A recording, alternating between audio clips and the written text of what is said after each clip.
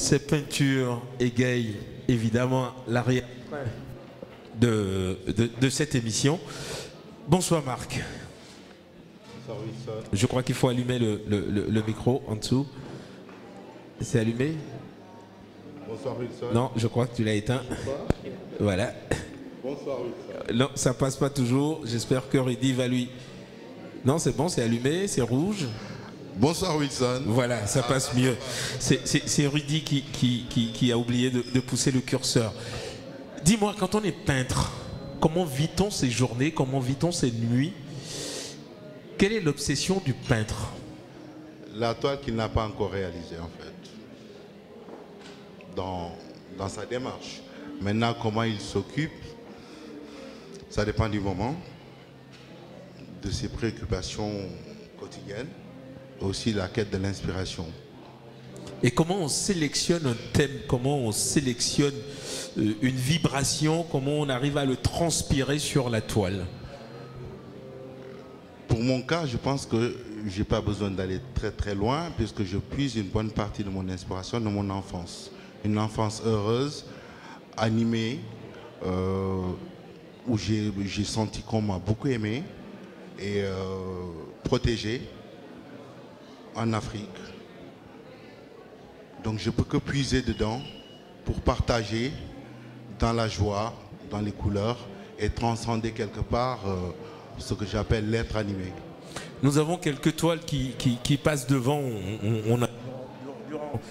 Durant toute l'émission, on a eu à regarder. Je vais le redire une dernière fois. La prochaine fois, je vois des gens passer devant moi comme ça me coupe dans mon élan et dans ma concentration. Donc ne faites plus passer les gens comme ça devant moi. Nous sommes en live, hein. C'est hyper important de le dire, sinon ça va partir en freestyle. Quand on est peintre, comment on va chercher le thème et quelles sont les couleurs qui t'animent d'abord et quels sont les événements qui te poussent à peindre?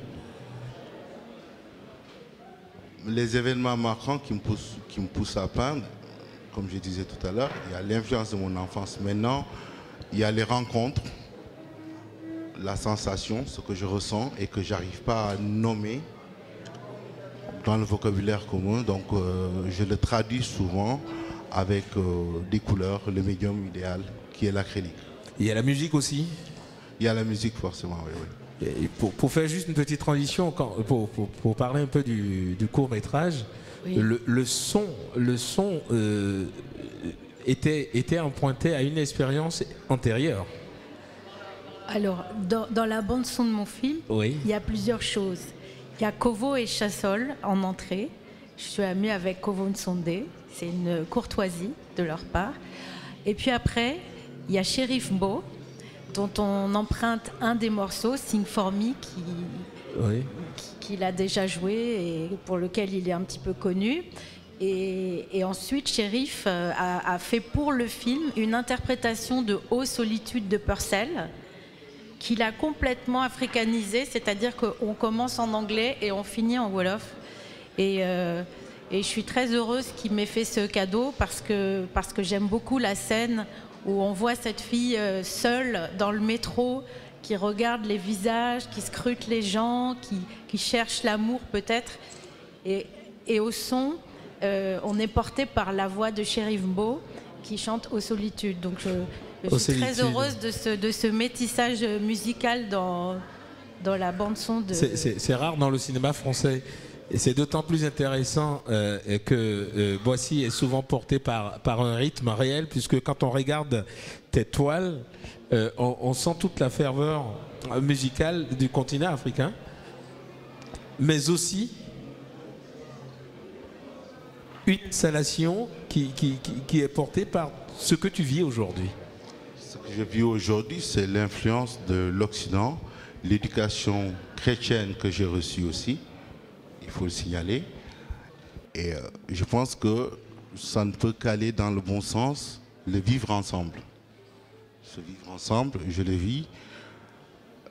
Et à travers la tradition et l'Occident, ça peut être que formidable. Et l'inspiration africaine. Prenons la première toile là. Raconte-moi l'histoire de cette toile. En partant des 4 toiles, en général, la thématique, c'est être animé. Être animé, pour moi, c'est l'espace-temps, déjà, les couleurs vives, que je peux traduire en disant que c'est ma joie de vivre que j'ai envie d'offrir.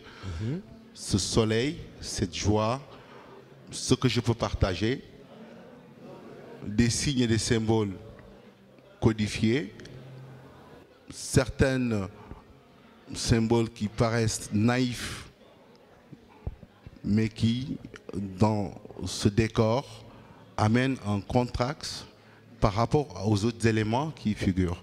Du genre les signes qu'on ne peut pas expliquer, qui sont omniprésents. Voilà. Les gens le voient, ils en tirent évidemment les sensations qui les animent. Monsieur Boissy, merci d'être venu dans l'émission.